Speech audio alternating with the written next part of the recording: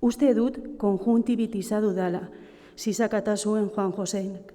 Lan mailaren aurrean eseri eta ordenagailua ahal zuen naturaltasunik handienaz pizten zuela.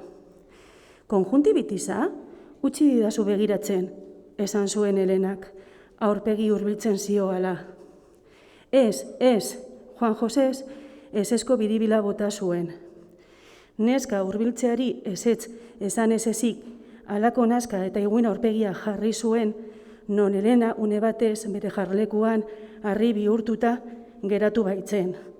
Barkatu ni... Juanjo, sukursaleko zuzendariaren burua agertu zen bulegoko atetik. Etorriko alzara unetxo batean?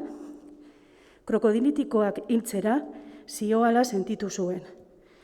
Betaurreko beltzak kentzeko eta maitik altzatzeko behar izan zituen segunduetan, munduko ile hori luze eta kiskur politena zuen neskare eta beraren artean, irekia zuen amildegia neurtu zuen. Horrek bere egitasmoetan zekarren atzerapena, utzia zuen iziltasun zurtua, bere egoera eromenezkoa, bere zorotasuna. Azkar,